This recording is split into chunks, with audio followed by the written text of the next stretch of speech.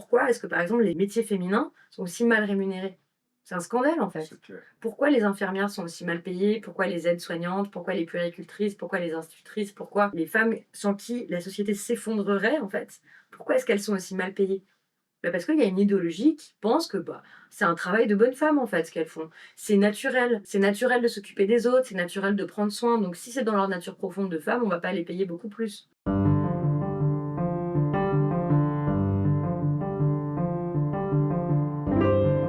Bienvenue dans Dialogue, je suis Fabrice Midal, philosophe et auteur de très nombreux livres dont Foutez-vous la paix et Commencez à vivre. Dans cet épisode, j'avais vraiment envie qu'on explore ensemble qu'est-ce que c'est le féminisme.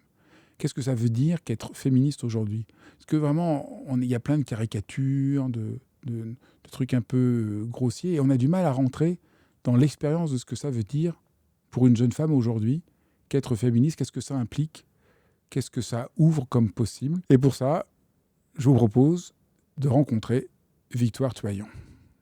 Bonjour Victoire. Bonjour Fabrice. Alors je suis vraiment très heureux de t'inviter parce que ton travail, je le trouve vraiment inspirant. Ça se force à se poser des questions que je ne me serais jamais posées sans t'avoir écouté. Alors peut-être pour te présenter, tu t'occupes d'un podcast qui est devenu assez célèbre. Tu peux peut-être en dire quelques mots. Donc j'ai créé il y a 7 ans maintenant un podcast qui s'appelle Les couilles sur la table. Un titre, ma foi, vulgaire, mais provocateur, exprès, comme ça les gens s'en souviennent. Et puis par ailleurs, il justifie aussi le propos qui est dedans, qui est un podcast d'entretien sur les hommes et la masculinité et la domination masculine. Donc c'est un podcast féministe. Puis j'ai créé un autre podcast qui s'appelle Le cœur sur la table. Ça, c'est un podcast qui s'intéresse à l'amour, aux relations affectives et à l'amour au sens très large, en fait, qui est aussi l'amour qu'on a pour ses amis, pour sa famille, pour ses proches, pour la planète. Enfin, c'est un podcast qui interroge comment est-ce qu'on fait pour avoir des relations riches et profondes avec les autres.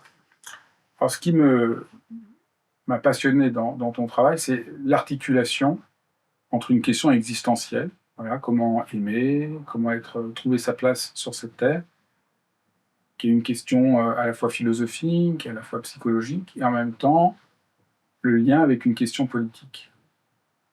Et tu essayes de penser leur articulation. Alors d'abord, comment ça t'est venu et est-ce que tu peux expliquer comment ça prend forme?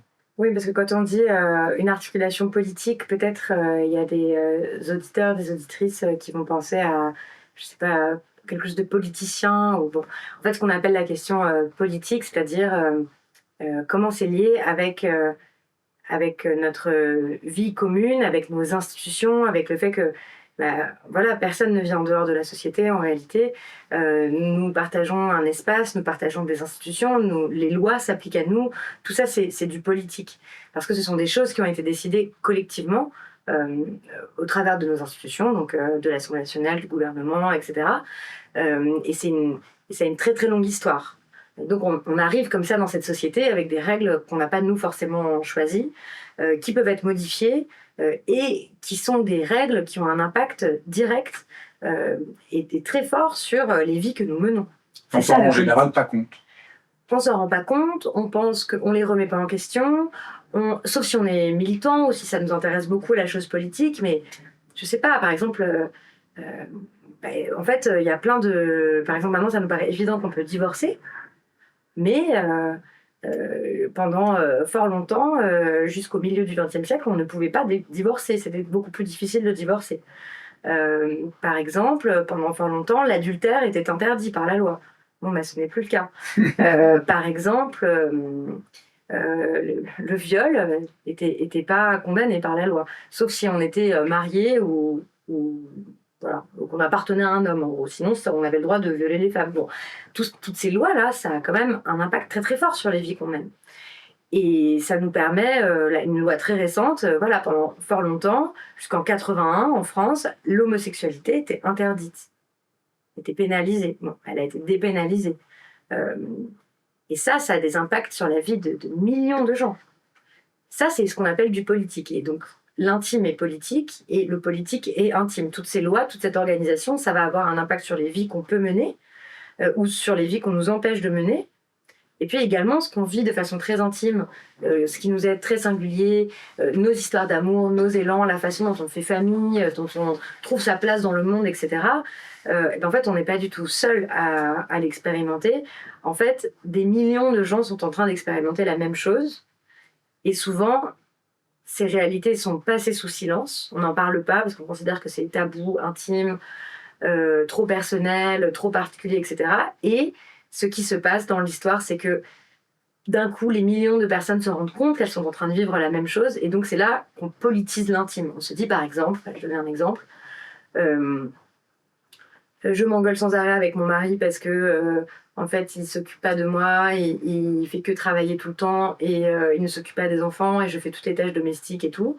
Bon, bah, des millions de femmes pensaient que c'était leur destin, quoi, c'était leur vie, elles pouvaient pas. Et puis après, elles se sont rendues compte qu'en fait, elles étaient des millions à vivre la même chose et surtout que ça s'était rendu possible par leur isolement les unes des autres. C'était rendu possible par le fait qu'on exigeait des journées de travail de 12 heures. C'était rendu possible par le fait qu'on ne favorisait pas leur propre travail. Enfin, voilà. Ça, c'est une lutte féministe, par exemple. Je ne sais pas si c'est assez clair. C'est clair. Bon. Donc ça, on voit bien. Donc il y a notre vie quotidienne, même si on s'en rend pas compte, Oui, n'est pas que le pouvoir que j'ai sur ma vie psychologiquement. exactement. En fait, on a peu de pouvoir sur sa vie. C'est ça que je pense, en réalité. Et voilà. Et donc c'est important de comprendre qu'il y a plein de déterminations qu'on ne pense pas. Oui. Et en être conscient nous rend plus libres et peut-être même un peu plus heureux. Oui, plus libre, c'est sûr, parce que de toute façon, on ne peut pas s'émanciper de contraintes dont on n'a pas conscience. Donc, il faut connaître ce qui nous détermine pour être assez libre. Et effectivement, j'ai l'impression que souvent, on pense les contraintes qui pèsent sur nous de type les contraintes de notre inconscient, les contraintes de notre éducation.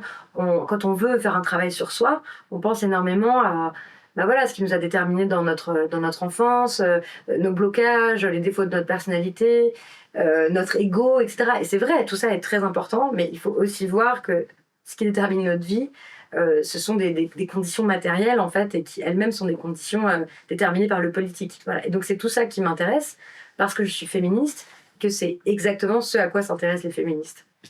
Alors ce qui est intéressant, voilà, c'est que tu lis les choses ensemble. Il y a un côté, on voit, il y a un discours politique, puis après il y a un discours psychologique, il y a un discours spirituel, et toi tu essayes de montrer que l'important c'est d'arriver à les articuler.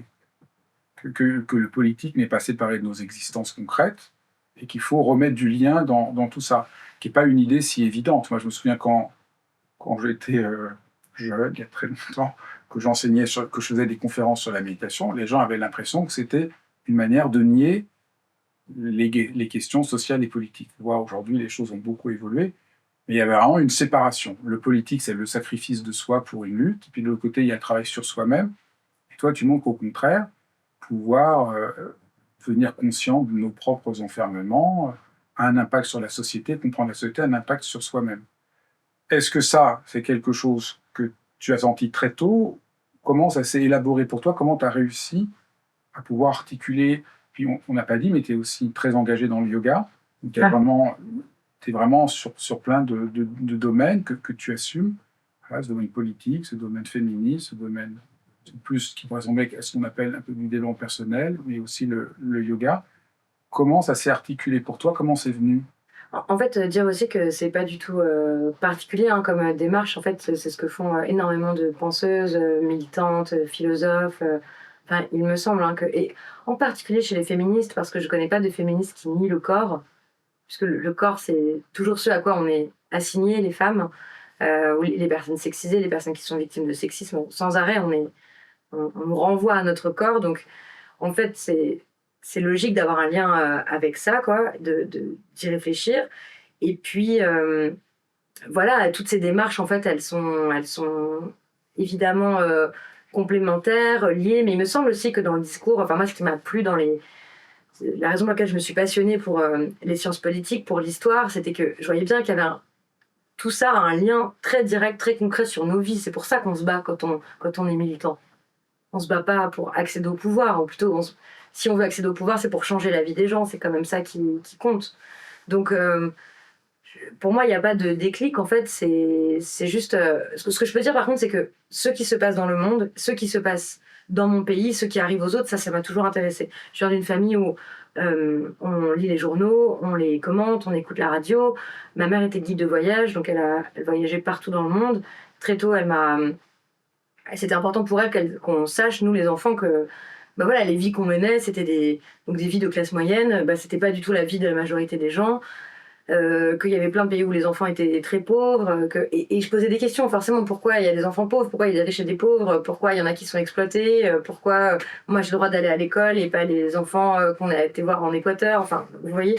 Donc, ça me paraissait évident que voilà, on mène des vies très différentes et il n'y a pas de fatalité à ça. Par exemple, je sais pas, c'était aussi clair pour moi très tôt qu'il n'y a aucune raison qu'il y ait des personnes pauvres. Je veux dire, on pourrait faire autrement. On peut vivre, en fait, l'humanité peut vivre sans exploitation, sans esclavage, sans domination, sans violence. Moi, c'est une conviction politique, mais aussi spirituelle.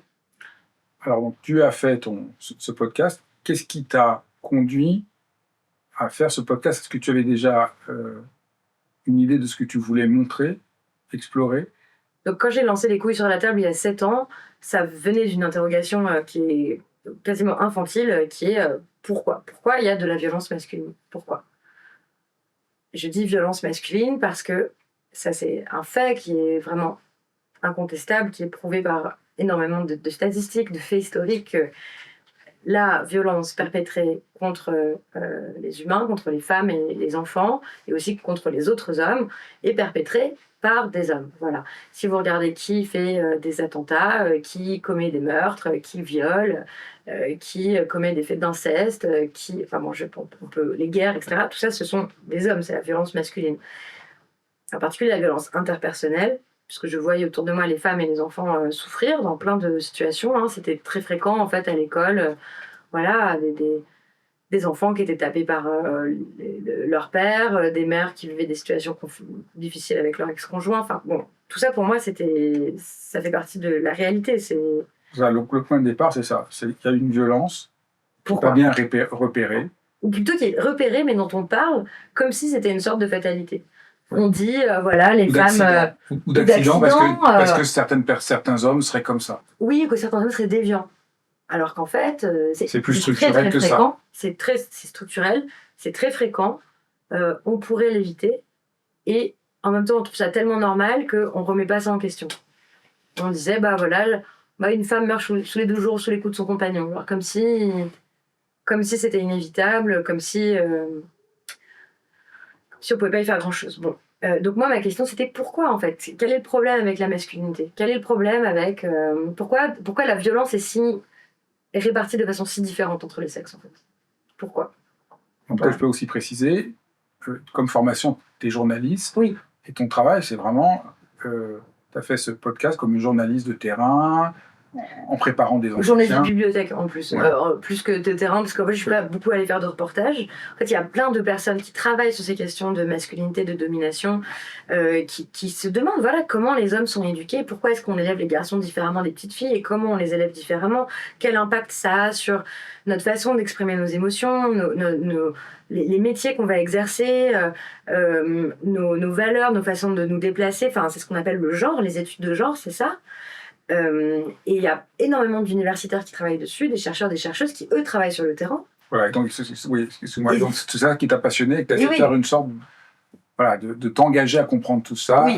à faire connaître tout ce travail-là. Oui, et pour le vulgariser, en fait. C'est-à-dire que j'ai rien inventé. Moi, je posais des questions à des personnes qui avaient travaillé pendant des années. C'est très sérieux, le travail des chercheurs et des chercheuses. Donc, ils font un terrain, ils font des hypothèses, ils lisent des milliers de livres, ils essaient de... Voilà, et à la fin, ils arrivent avec des données, des nouveaux faits, des théories, des concepts qui nous aident, en fait, tous et toutes, à mieux comprendre le monde dans lequel on évolue. Et notamment, ce fait structurant qui est le patriarcat, la domination masculine, le fait que nous vivons encore aujourd'hui dans des sociétés de domination masculine et d'autres dominations aussi, d'ailleurs, de domination raciste, de domination adulte, de domination bourgeoise, voilà, et que toutes ces dominations-là s'entrecroisent et ont un impact très fort sur les vies qu'on mène.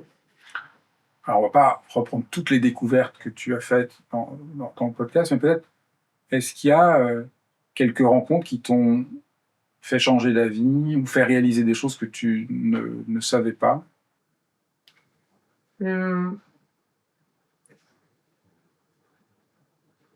Une des questions centrales du podcast, c'est la question de la violence sexuelle. Parce que, en fait, on a l'impression que la violence sexuelle, c'est souvent elle est analysée sous l'angle de la pulsion incontrôlable. Donc, c'est le stéréotype du violeur de parking, quoi, avec son couteau, qui ne connaît pas sa victime et qui la viole. Bon. Ce qu'on sait depuis très très longtemps, c'est que la majorité des viols ne ressemblent pas à ça. La majorité des viols sont commis par des hommes proches de la victime, entourage, famille, voisins, amis, ex ou compagnons ou mari. Bon.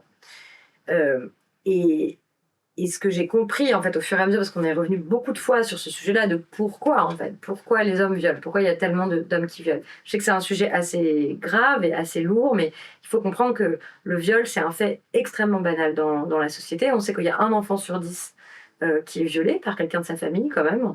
Voilà. Et puis là, dans la chaîne, je renvoie, Ouais. je fais des dialogues avec des thérapeutes qui réfléchissent sur le trauma. On a fait un dialogue avec Chituquette pour montrer comment ça a été nié, ces violences faites aux enfants, qu'on a nié cette souffrance, la question du trauma qui a été oubliée, comment la question du trauma a été reconnue par une bataille politique, par les anciens militaires et par des femmes, les anciens soldats de la guerre du Vietnam qui étaient traumatisés et par des femmes, et que la reconnaissance de ce trauma et de la violence faite aux enfants a dû être une bataille politique. Et que par exemple, tout bêtement, la question du stress post-traumatique est un concept qui a été gagné de lutte politique pour que soit reconnu ce type de souffrance. Oui, tout à fait. Et c'est intéressant que il y ait cette double naissance quoi, de ce concept qui vient à la fois des soldats et des femmes victimes de violences. Et ce que je veux dire, je dis que c'est intéressant que les deux soient liés parce qu'en fait, je pense que à la fin, les hommes, même s'ils bénéficient de la domination masculine, ils en sont aussi victimes en fait. Ouais. Voilà. Même si ils ont des bénéfices secondaires de cette domination. Même si, comme le disait, quand j'ai fait un dialogue avec Boris Cyrulnik, quelque chose qu'on analyse était très juste, le patriarcat a fait que les hommes ont été manipulés pour aller à la guerre et mourir à la guerre très jeunes. Des générations de jeunes hommes, idéologiquement, les femmes ont été exploitées et une des conséquences qu'on voit peu du patriarcat, c'est très juste, c'est que chaque génération a vu un grand nombre de jeunes hommes mourir. Oui. Et c'est affreux. Oui, bien sûr. Et pour tout ça, pour le bénéfice de quelques-uns. C'est aussi pour ça que je suis anticapitaliste. C'est parce qu'en fait, les guerres, ça sert aussi aux intérêts industriels et financiers d'une petite poignée d'humains. Mais bref. Revenons au point que tu disais. Donc, une des choses sur que tu dis que tu as mieux pensé et compris au fur et à mesure des années. Pourquoi la violence sexuelle en fait? À quoi ça sert la violence sexuelle? Qu'est-ce qui fait que un type très sympa, très gentil, parce que les violeurs sont des chic types, toujours des types très sympas, ils n'ont pas du tout la tête de l'emploi qu'on leur imagine. Ce sont des bons copains, des bons voisins, des bons pères de famille, etc. Pourquoi est-ce qu'ils imposent des actes de torture, parce que un viol c'est de la torture, quand on rentre dans votre corps sans que vous soyez d'accord, c'est de la torture, c'est extrêmement traumatisant, pourquoi c'est tellement fréquent, pourquoi c'est tellement banal. Bon. En fait c'est une performance de masculinité, c'est ça que c'est le viol. Alors qu'est-ce que c'est là? Ça sert à se montrer, à montrer aux autres et à se montrer à soi-même qu'on est un homme. C'est horrible. Oui, c'est horrible. Voilà. C'est complètement fou. Oui, je sais que dit comme ça paraît fou, et du coup on va dire oui, mais pas tous les hommes. Oui, pas tous les hommes. Oui, mais la masculinité n'est pas définie comme ça. Non, bien sûr, mais... On pourrait même dire que c'est un délire de la masculinité, une perte de rapport à la masculinité. Je pense que c'est au cœur de la masculinité. Moi, je dirais, de mon côté, ça ne peut pas être au cœur de la masculinité. Ça ne peut être que quelque chose une sorte de délire. Est-ce que c'est comme ça dans toutes les cultures? Oui, le viol, c'est très répandu. Alors, il y a des cultures avec beaucoup moins d'inceste, beaucoup moins de viol. Ça, on sait un peu ça? Eh bien, j'ai jamais tellement exploré ça, parce qu'en fait, dans le monde contemporain, on sait que c'est vraiment super répandu, quoi. Il y a des cultures avec plus ou moins de viol. Il y a des cultures avec énormément de violences sexuelles. Je sais pas, au Congo, là, par exemple. Là, c'est vraiment une arme de guerre très, très développée. On sait que dans les guerres, il y a énormément de viols. En Ukraine. T'as raison. Quand on pense à ce que tu dis sur, en toi, inhérent à la masculinité... C'est une performance, en fait. C'est ça que je dis. C'est une performance. C'est une façon d'assurer, en fait, de s'assurer à soi-même, aux autres, d'accomplir, en fait, l'acte de domination ultime et la masculinité étant définie comme dominante par rapport à la féminité. Par exemple, puisqu'on voit le viol en temps de guerre, c'est Bien un sûr. élément qui va dans ton sens. Oui. Et je pense que dans les familles, c'est pareil. L'inceste, ça arrive parce que en fait, c'est là pour dire aux enfants, c'est moi qui commande, c'est moi, je peux faire de toi ce que je veux. C'est une objectification, en fait, de l'autre. C'est à ça que ça sert le viol. Ça sert à s'affirmer comme sujet en niant l'autre. Ça sert à affirmer sa place dans le schéma de domination. Ça sert à dire, c'est moi qui domine et toi, tu es dominé. Voilà. Donc on peut dire que... Donc, en accomplissant cet acte-là, les hommes s'inscrivent dans le patriarcat. Ils réaffirment leur domination en niant l'identité des femmes. Alors ça permet de parler du patriarcat. Oui. Alors, qu'est-ce que c'est le patriarcat? Comment on peut définir le patriarcat? Le patriarcat, c'est donc un système de domination multiséculaire, multimillénaire, qui assure la domination des hommes sur les femmes et qui la perpétue à travers un certain nombre d'institutions, de lois, d'habitudes, de cultures, de préjugés, de choses qui ne sont jamais questionnées. Et ça constitue le patriarcat. Alors on va dire, aujourd'hui on n'est plus dans le patriarcat, les femmes et les hommes sont égaux devant la loi. Bien sûr, mais il n'y a pas que la loi en fait qui sert. D'abord, il faut qu'elle soit appliquée. Tu vois, peut-être, avant de parler d'aujourd'hui, essayons de décrire un peu tous les phénomènes du patriarcat, parce que on en parle souvent, mais c'est un peu flou, et je trouve je voudrais profiter un peu de ton expertise pour qu'on soit un peu précis, parce que de l'extérieur, quand les gens ne connaissent pas, le patriarcat, c'est simplement les hommes qui dominent les femmes, c'est plus subtil que ça. Oui, c'est littéralement le pouvoir des pères, donc archos et pater, c'est ça, donc le patriarcat, le pouvoir des pères. Alors il y en a certains qui parlent de viriarcat, donc le pouvoir des hommes. Ce qu'on peut dire, c'est que le patriarcat prend plein de formes différentes à travers l'histoire, à travers la géographie, à travers le monde. C'est pas tout à fait les formes de patriarcat, mais il y a quand même des constantes qui est l'appropriation et l'exploitation du corps des femmes, de leur force de travail, de leur création, de ce qu'elles sont. Voilà. Donc les femmes, c'est donc une domination des femmes, une domination des enfants. Domination des femmes et des enfants. Voilà. Et souvent, c'est lié bien sûr à d'autres systèmes de domination. Et une assignation des hommes à une fonction aussi, parce que ce qu'on disait, le patriarcat, c'est pas si bien non plus pour les hommes, puisque ça leur donne un bénéfice secondaire, comme je dis, mais ça les assigne à une fonction, à une détermination, qui est aussi une forme de violence. Oui, il y a quand même une forme de violence. Ou de limitation, en fait, de ce qu'ils sont. Et par ailleurs... Ils peuvent rentrer dans un paradigme extrêmement précis qui est quand même, au fond... il faut vouloir faire la guerre, c'est tout un ensemble de repères. Disons, ça fait des catégories très rigides, en fait, d'hommes et femmes. Donc c'est ça. En régime patriarcal, on est obsédé par la binarité, par le fait que les hommes doivent être des vrais hommes, les femmes doivent être des vraies femmes, qu'on serait fondamentalement différents, parce que le patriarcat va avec une idéologie, en fait, qui lui permet de perdurer, comme tous les systèmes de domination. Si vous voulez que le système de domination raciste perdure, il faut une idéologie raciste, ce qui va vous permettre de continuer à exploiter les personnes noires ou racisées et de moins les payer, de s'approprier leurs biens, d'aller coloniser leur pays, etc. Il faut une idéologie pour faire ça. Oui. Et pour exploiter les femmes, il faut une idéologie patriarcale. L'idéologie patriarcale, c'est de dire les hommes sont là pour dominer parce qu'ils ont plus de muscles, les hommes et les femmes sont radicalement différents, ils ne doivent pas avoir les mêmes rôles, ils n'ont pas les mêmes qualités. Maintenant, on dit ils n'ont pas les mêmes énergies. Bon. C'est important parce que je pense qu'en faisant le détour par le racisme, on voit vraiment bien le phénomène. Oui, parce que pendant très longtemps, il y avait vraiment toute cette idéologie qu'il y a des races différentes et qu'il y a des races inférieures, et des gens en toute bonne foi étaient convaincus qu'il y avait différentes races. Ça ne pouvait pas être remis en question. C'était vraiment la base. Donc aujourd'hui, ça nous semble tellement horrible. Et donc, au fond, c'est... En fait, on invente l'idéologie pour permettre l'exploitation. C'est ça qui est important de voir. Les gens pensent que c'est parce qu'on est raciste qu'on va exploiter, mais c'est pas ça. En fait, il y a un intérêt matériel à l'exploitation. Par exemple, les pays occidentaux avaient un intérêt matériel évident à aller piller et coloniser. Donc on a inventé qu'il y a différentes races pour justifier ça. Bien sûr. Et alors des gens en toute bonne foi vraiment croyaient ça, en étant juste manipulés par l'idéologie. Donc c'est la même chose avec le rôle des hommes et des femmes. Et avec le patriarcat. Aujourd'hui, il y a encore plein de gens qui pensent oui, mais quand même, il y a un rôle des femmes, un rôle des hommes. Ils ne se rendent pas compte que c'est exactement le même phénomène, Oui.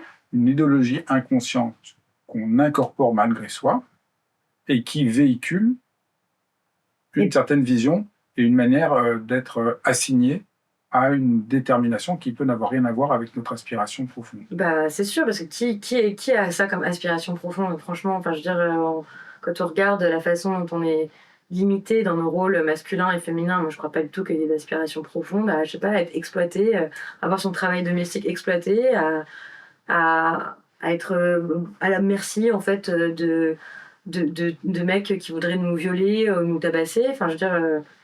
Il n'y a pas d'aspiration profonde à ça. Et quand tu dis c'est inconscient et c'est aussi très très conscient. Il y a aussi plein de gens qui continuent de perpétuer ça, c'est cette idéologie. Et c'est ce qui permet, par exemple, à des choses scandaleuses de continuer. Pourquoi est-ce que, par exemple, les femmes qui font les métiers féminins sont aussi mal rémunérées ? C'est un scandale, en fait. C'est clair. Pourquoi les infirmières sont aussi mal payées ? Pourquoi les aides-soignantes ? Pourquoi les puéricultrices ? Pourquoi les institutrices ? Pourquoi les femmes sans qui la société s'effondrerait, en fait ? Pourquoi est-ce qu'elles sont aussi mal payées ? Parce qu'il y a une idéologie qui pense que c'est un travail de bonne femme, en fait, ce qu'elles font. C'est naturel. C'est naturel de s'occuper des autres, c'est naturel de prendre soin. Donc si c'est dans leur nature profonde de femme, on ne va pas les payer beaucoup plus. C'est important, c'est un bon exemple. Voilà, ça pour moi, c'est un truc... de quelque chose qu'on ne voit pas et Oui. qui est absolument choquant quand on regarde en face. Oui. Et alors, ce qui est aussi intéressant dans ton podcast, c'est que tu interroges plein d'autres gens. Moi, j'avais écouté un épisode sur un chercheur en sciences sociales dans les cours de récréation, Oui. et qui montre comment, tout petit, dans les cours de récréation, déjà, comment s'instaure la place du petit garçon et la place de la petite fille. Ouais. Quelque chose auquel on ne pense pas du tout. Bah, ça, Dès l'enfance, bien on sûr. est assigné Oui. à quelque chose. À un genre, au genre féminin, au genre masculin. S'il y a des déviances par rapport au genre masculin ou féminin, on est rappelé à l'ordre. On est rappelé à l'ordre par ses parents, par les professionnels parfois, par les autres enfants, par les autres adultes. On est rappelé à l'ordre et on est encouragé. Je m'en souviens, moi. C'est vrai, comment ? Moi, quand j'étais enfant, je ne comprenais pas du tout cette distinction. J'avais pas du tout envie de jouer au ballon, j'avais envie de faire... je me souviens très bien. Et je sentais que c'était... faut faire attention. Bah oui, faut faire attention, parce qu'après, il y a Faut des pas que ça se voit punitions. trop. Bah bien sûr. Les petits garçons le savent, que très tôt dans la cour de récré, ils se font traiter de PD, qu'on les traite de fillettes. Et comment ça se met en place ? Alors, Est-ce que, pourquoi c'est ça, je parle pas parce que j'ai trouvé ça abyssal, parce que je l'ai vécu, mais j'avais un peu oublié. C'est quand même ça qu'un enfant, déjà, comment un enfant intègre ça si jeune ? mais pour des questions de survie. Oui, mais pourquoi à 7 ans ou à 8 ans C'est tard déjà. Ou à quel âge ? À 5 ans ? Mais très tôt, les enfants savent. Un enfant va traiter un autre enfant de PD s'il n'incorpore pas ces signes du patriarcat. Mais parce qu'en fait, on baigne dedans, c'est l'eau dans laquelle nous nageons. Donc l'enfant, comme une éponge, sent Bien sûr. qu'il faut absolument qu'il rentre dans le moule s'il veut... Mais oui, bien sûr, qu'il rentre dans le moule, qu'il fasse appliquer cette culture-là, ce qui lui semble dégoûtant. Enfin, dire, ce qui nous semble dégoûtant, pas dégoûtant, normal, anormal, etc., c'est aussi vraiment énormément d'éducation de ce qu'on voit autour de nous. Quel effet ça a quand on vous répète 1000 fois que vous êtes très fort dès que vous êtes un petit garçon, que vous êtes très très jolie. Vous comprenez très vite quand vous êtes une fille que c'est important d'avoir l'air jolie, bien habillée, mignonne, etc. Et ça c'est quasiment anecdotique. C'est une preuve éclatante du fait que notre société insiste énormément en fait sur ça. Et là il y a plein de militants, de militantes. Et de gens qui ne veulent pas vivre dans ces carcans-là et qui sont en train de les faire exploser. C'est pour ça qu'il y a de plus en plus de personnes non-binaires, ou qui se déclarent non-binaires, de plus en plus de personnes qui se déclarent trans, de personnes qui brouillent les genres, parce que en fait, tout ça nous enferme et tout ça nous empêche et tout ça nous met les uns au-dessus et les autres en dessous. Parce qu'en en fait, à la fin, c'est toujours les hommes et le masculin qu'on considère comme étant supérieurs. Même si on dit non, en fait, pas du tout, ils sont complémentaires, mais il n'y a pas d'égalité dans la complémentarité. C'est-à-dire ? En fait, quand on regarde, ils sont complémentaires. Écoute, toi, tu vas décider des lois et toi, tu vas faire la vaisselle, vous êtes complémentaires. D'accord, merci. C'est clair, je comprends. C'est ça. Donc l'usage du mot complémentaire Oui, permet de cacher un manque d'égalité. l'inégalité et permet de cacher la domination. D'ailleurs, en fait, elle existe parce qu'on sait très bien que les petits garçons, ils apprennent très très vite que il s'agit pas de ressembler aux petites filles, en fait. Surtout pas. Et ils savent que tu joues au ballon comme une fille, c'est pas un compliment. C'est clair. Et ils savent que tu parles comme une fille, tu pleures comme une fille, on dirait une fille, c'est vraiment pas des compliments. Donc, si c'est pas des compliments, si c'est surtout pas ce qu'il faut être, ça veut bien dire qu'on lui demande de surtout pas être une fille, en fait. Parce qu'être une fille, c'est nul, parce qu'être une fille, c'est moins bien qu'être un garçon. C'est ça qu'ils apprennent, les garçons. C'est clair. Voilà, j'avais beaucoup avec ça quand j'avais travaillé sur l'hypersensibilité. Mm. Comment, quand on est un garçon, être hypersensible, c'est mal vu, c'est comme une fille. Et une fille, être hypersensible, c'est être enfoncé dans un rôle qui n'est pas du tout agréable. Ah, Oui. D'accord, tu es hypersensible, donc tu vas prendre soin des autres. Oui. Et donc, il y a toute une détermination sociale qui fait que c'est très difficile de trouver un rapport sain à son hypersensibilité parce qu'elle est déjà catégorisée avec le genre. Oui. Comme De toute étant... façon, tout ce qui est catégorisé comme féminin est dévalorisé dans la société. Ou pas rémunéré, ou ne rapporte pas grand-chose. Je veux dire, si vous pensez à la douceur, à la sensibilité, au fait de prendre soin des autres, à la gentillesse, tout ça, ce sont des qualités vues comme féminines qui ne sont pas valorisées. Ou alors, on les valorise pour mieux nous arnaquer après. C'est clair. Enfin, je veux dire, c'est... Voilà, bon. Mais ce qui ne veut pas dire que je les rejette, pas du tout. En fait, moi, je suis féministe parce que j'aime les femmes. J'aime... L'idée, c'est de libérer les hommes mais bien et sûr, les femmes, bien sûr. de ce carcan dans lequel ils sont enfermés. Oui, en ayant bien conscience qu'on n'a pas la même position ni les mêmes avantages dedans, quoi. C'est clair. Voilà. Donc moi, ce qui m'intéresse, c'est que les femmes cessent d'être exploitées, violentées et maltraitées. C'est ça la cause de ma vie, quoi. C'est ça qui m'intéresse. Les femmes et plus largement toutes les personnes qui sont minorisées, qui sont en situation de minorité. Parce que tous ces combats-là, ils sont liés. On ne pourra pas libérer les femmes si on ne met pas à bas le système raciste. On ne pourra pas avoir un système qui ne soit pas raciste si on ne libère pas les femmes. On ne pourra pas abolir tout ce système de domination si on ne s'occupe pas des enfants. Parce qu'en fait, la façon dont on traite les enfants, c'est beaucoup lié à la façon dont on traite les femmes, dont on traite les animaux. Enfin, tous les systèmes de domination sont liés, quoi. Voilà. C'est clair. Pourquoi il y a une telle réaction des hommes contre ça, ce qu'on appelle le masculinisme. Ouais. Pourquoi il y a une telle réaction? Et t'en as été des fois un peu victime dans cet engagement. Alors, pourquoi beaucoup d'hommes sont contre le féminisme? De beaucoup de femmes aussi, d'ailleurs. Hein. Oui, pourquoi? Toi qui es un peu aux premières loges. Ouais. Parce qu'ils n'y ont pas intérêt. Parce qu'ils n'ont pas intérêt direct. Ils n'ont pas d'intérêt direct à ce que ça change. Pourquoi les patrons ils se battent contre les impôts ou la répartition des richesses? Pourquoi Oui, mais là, c'est la même chose. C'est pas si, je trouve que c'est pas si clair parce que c'est pas sûr que les hommes aient tant d'intérêt à être dans cette position qui est quand même une position un peu paranoïaque, un peu crispée. Oui, mais la position de domination, elle est quand même.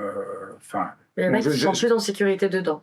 Oui, elle est quand même un prix à payer. Enfin, comme j'ai dit tout à l'heure, ça fait des générations de gens qui sont morts à la guerre. Là, ils vont pas pour la guerre. Non, c'est clair. Mais... Du coup, quel est le prix qu'ils payent maintenant? Moi, en fait, ça dépend de ce qu'on appelle intérêt. Donc, oui, mais En fait, il y a toute une classe d'hommes qui a intérêt à ce que ça continue parce que ils font moins de travail domestique. Ça, là, il faut voir quand même, les hommes vivent au crochet des femmes. Hein. Les femmes font le travail domestique. C'est documenté aussi. Les femmes font 2/3 du travail domestique en France. C'est dingue. Qui n'est pas payé, donc.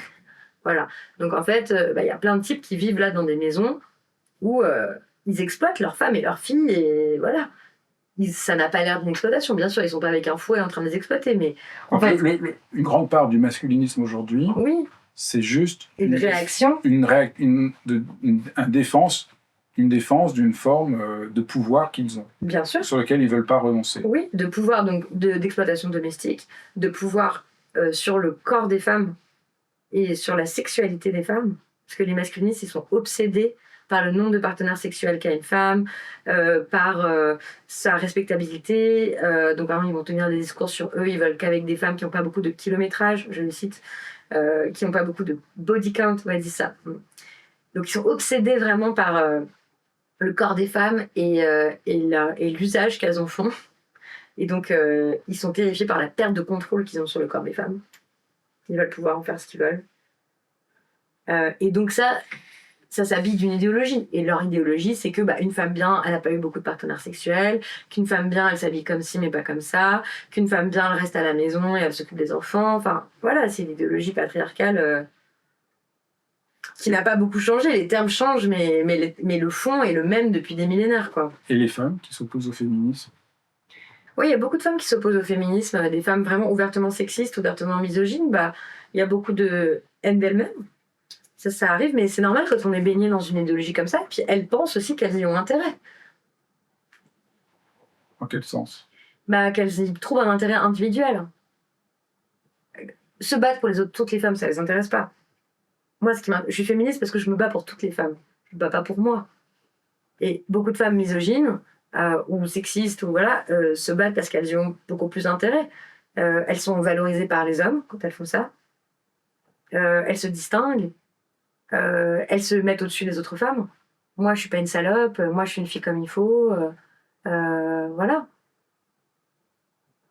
C'est pour ça qu'il y a des femmes qui font beaucoup de mal à d'autres femmes encore une fois, par haine d'elles-mêmes et par volonté de s'en distinguer et d'échapper en fait à la punition patriarcale. Quand vous avez un maître, vous essayez de faire tout comme votre maître vous dit. Donc elles obéissent en fait à la loi patriarcale. Et je suis désolée pour elles. Et en même temps, elles nous font beaucoup de mal et elles en tirent beaucoup de bénéfices. Alors, est-ce que c'est pour garder le cœur ouvert et ne pas trop sombrer, parce que c'est lourd d'affronter ça, que tu as inventé cet autre podcast sur... Le cœur sur la table. Oui.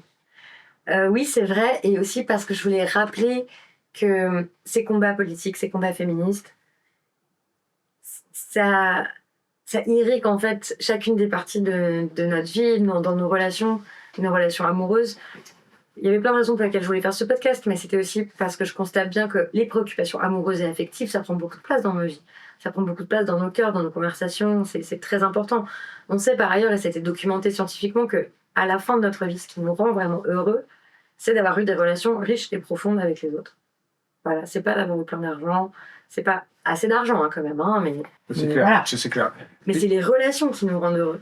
Parce que j'ai beaucoup avoir de belles relations. Et avoir de belles relations, mais ça n'est pas que faire notre vie comme ça, avec juste en tout petit cercle, en fait.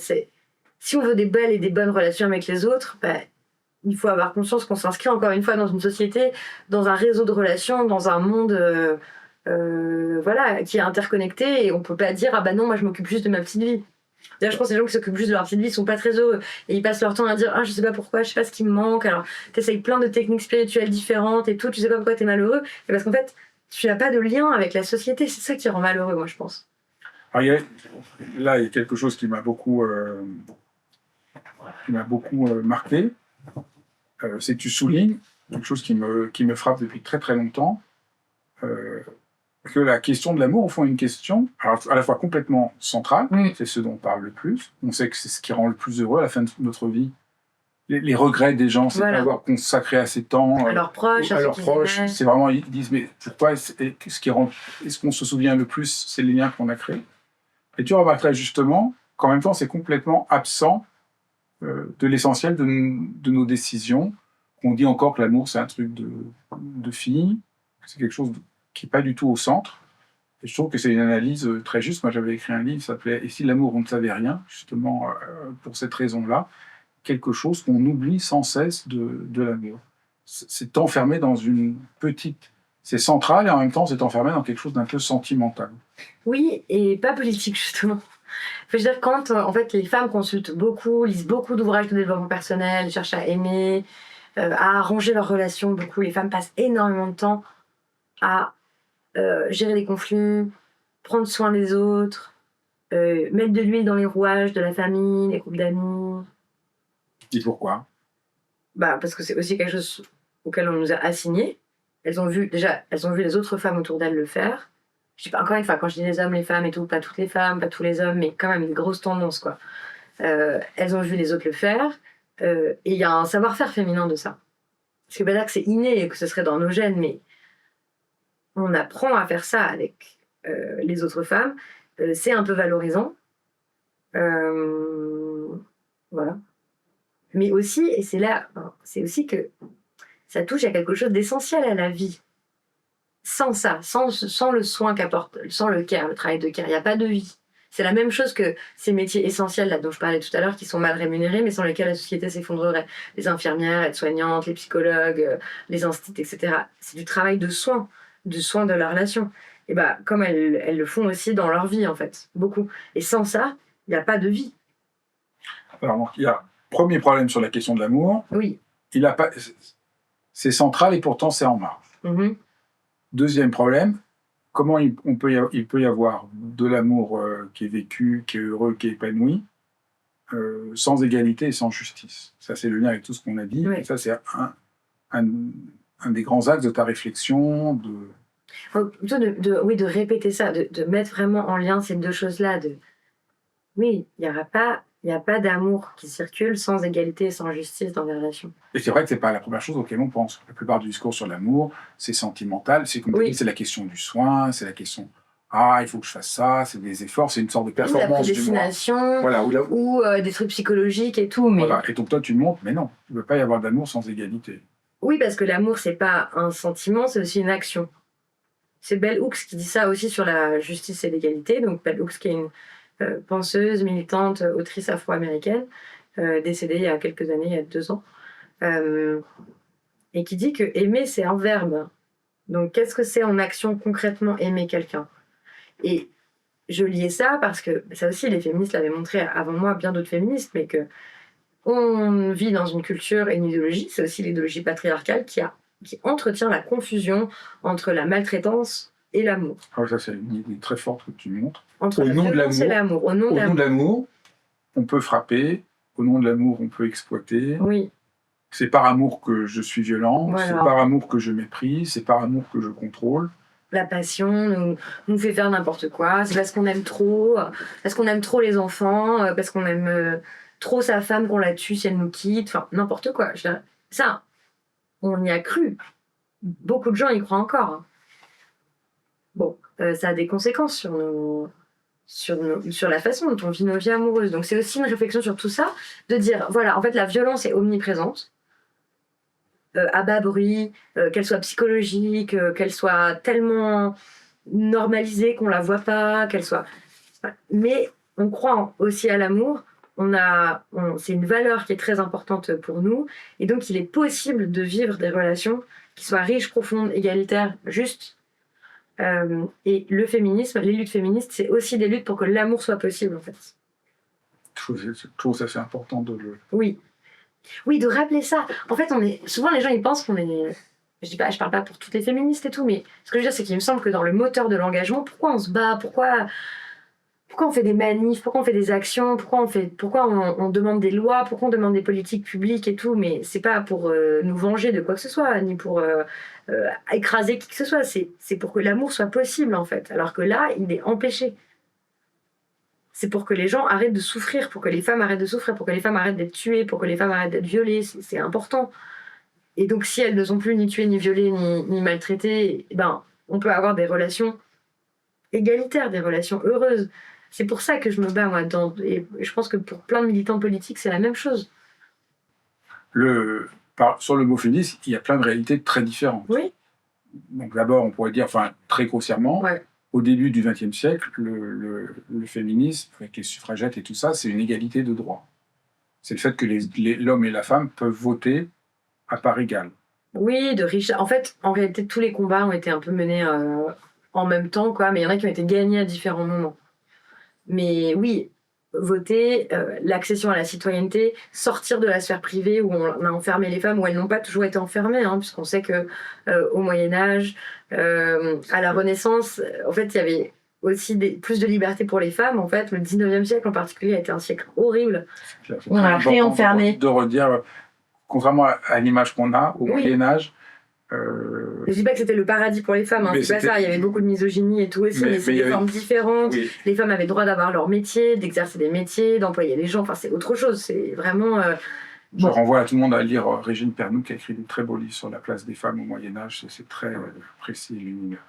Oui, et bien sûr, et aussi Eliane Viennot, qui est vraiment une historienne extraordinaire, dont les livres sont écrits comme des romans, et qui montre bien ça, en fait, à quel point c'est pas une progression tout droit vers plus de droits et d'égalité, l'histoire des femmes, ni l'histoire des peuples. En fait, on va pas vers toujours plus de progrès, il y a des régressions, il y a des améliorations, et ces régressions et ces améliorations, elles dépendent des combats qu'on mène. Les droits, ils tombent pas du ciel. Si on peut voter aujourd'hui, si on peut avoir un compte en banque, etc., c'est parce qu'il y a des femmes qui se sont battues, quoi. Si on peut avorter, il y a des femmes qui ont pris des risques énormes avec leur vie, avec leur santé, qui ont été emprisonnées, qui ont été guillotinées, pour qu'on puisse avorter, pour qu'on puisse ne pas être mère contre notre gré. C'est très important. Et moi, je me bats aussi par... ça, c'est quelque chose de spirituel pour moi. Moi, ces combats-là, je les mène aussi par amour, par respect, par gratitude pour celles qui m'ont précédée. Je leur parle souvent, quoi. Les autres femmes, toutes les personnes qui se sont battues avant nous, quoi. Si je médite ou si je prie, je pense à elles, je les remercie de s'être battues pour que on puisse mener des vies un peu plus respirables, quoi, un peu plus vivables.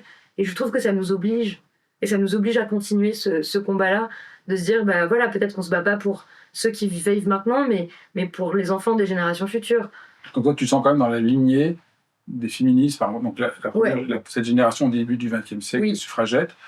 Comment tu te situes par rapport à l'autre mouvement dans les années 60?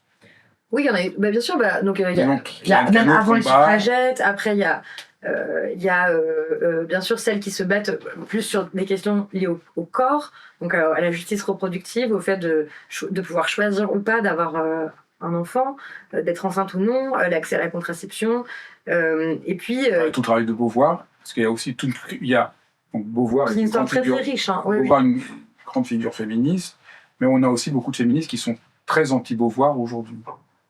Je ne les connais pas, moi. Donc toi, une critique de...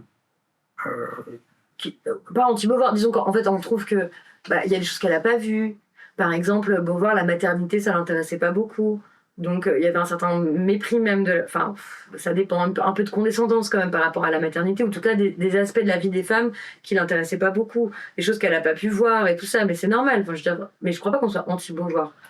On dépasse, on poursuit, on continue, on critique, on modère, mais non, il n'y a pas de... Par contre, ce qui est sûr, c'est que il y a des femmes qui vont considérer que, par exemple, être féministe, c'est juste se battre pour qu'il y ait plus de femmes au CAC 40. Bon, moi, c'est pas mon combat, ça m'intéresse pas du tout. Je pense pas que ça va régler quoi que ce soit. Par exemple, moi, je considère qu'être féministe, c'est vouloir améliorer le sort de toutes les femmes. C'est pas vouloir qu'il y ait autant d'hommes que de femmes exploiteurs. Ça ne m'intéresse pas. Voilà, si c'est pour améliorer la minorité, le sort d'une minorité de femmes, ce n'est pas mon combat. Pour moi, c'est pas féministe. C'est plus sur ça qu'on va pas être d'accord. Des femmes qui vont considérer que le voile islamique, c'est forcément mauvais pour les femmes. C'est pas mes camarades, par exemple. Elles. Pourquoi ? Parce que moi, je suis pour la détermination, la liberté des femmes, en fait, à choisir ce qui est bon pour elles. Et je vois pas au nom de quoi j'irais expliquer à une femme qui veut porter le voile qu'elle ne doit pas le porter parce que c'est une aliénation. Je pense que c'est plutôt en fait ce genre de combat, quoi. Ça veut dire que c'est un combat. Ça c'est un vrai... ça c'est vraiment une vraie différence. Ça, c'est une vraie différence. Est-ce que le fait qu'une femme porte le voile, c'est le signe du patriarcat et qu'elles sont victimes, ou est-ce que c'est le signe de leur liberté ? En plus, je trouve que poser cette question, c'est vraiment bizarre parce qu'en fait, il faut prendre en compte le contexte. Porter le voile en Iran, c'est pas la même chose que porter le voile en France. Il faut prendre le contexte, la personnalité des femmes, enfin, ce qu'elles en disent, les contraintes qui pèsent sur elles ou non. Enfin, voilà. Et c'est plus ça qui m'intéresse, moi. Comment est-ce qu'on fait en sorte qu'il y ait le moins de contraintes possibles qui pèsent sur les femmes ? Et là, vraiment, le délire qu'on connaît en France sur les femmes voilées, c'est scandaleux, vraiment, c'est très grave. C'est un combat raciste qui est mené. Ou féministe. Raciste, hein. Ce sont des féministes racistes. Hein. Voilà, des femmes féministes qui sont des racistes. Je pense qu'on ne peut pas dire ça. On n'est pas d'accord sur leur féminisme. Non, je t'assure. Quand ça tourne à l'obsession comme ça, c'est juste du racisme. Hein. Il y a quand même beaucoup de femmes aujourd'hui. En tout cas, elles sont pas majoritaires dans les courants féministes. Puis en tout cas, on ne se fréquente pas entre nous, je crois. D'accord. Est-ce que tu aurais des conseils à donner à des hommes, et puis des conseils que tu aurais donnés à des femmes par rapport à ton expérience, à ton vécu, pour entrer un peu plus dans l'amour et se libérer un peu de ces carcans. Aujourd'hui, pas un conseil définitif. Oui. Mais si tu aurais... Bon, en fait, ce que j'attends des hommes, ou ce que je leur conseille, parce que ça va aussi être très intéressant pour eux, c'est de lire les femmes, de lire les féministes. Ça, c'est une chose. De pas chercher à se libérer eux ou je sais pas quoi, mais de se la boucler et de juste lire et écouter les femmes et les féministes, poser des questions aux femmes autour d'eux, s'intéresser à leurs conditions matérielles. Comment est-ce que les femmes autour de vous vivent ? C'est ça que j'ai envie de dire aux hommes. De quoi elles ont peur ? Quelles sont leurs contraintes ? Est-ce qu'elles ont autant de liberté, d'argent, de sommeil que vous ? Ça, je le dis en particulier pour les hommes qui vivent en couple avec des femmes. Imaginez que le temps de sommeil, le temps libre, la liberté de mouvement, ce sont des denrées rares. Est-ce qu'elles sont partagées de la même façon entre vous ? Ben non, mais dans plein de familles, les meufs, elles dorment pas parce que leur gars, il ronfle, ils veulent pas faire chambre à part. Ou comme par hasard, ils entendent pas les bébés qui pleurent, donc elles se lèvent... oui, mais si, ils les entendent pas. Voilà, donc elles se lèvent. Ils savent pas faire la vaisselle, ils savent pas faire à manger et tout, c'est les meufs qui se tapent tout. Enfin voilà, ça c'est du féminisme concret. Moi, je suis pas trop pour les grandes idées, les grands travaux, mais tout, je suis pour les trucs concrets. Donc ça, c'est pour les hommes. Pour les femmes. Voilà.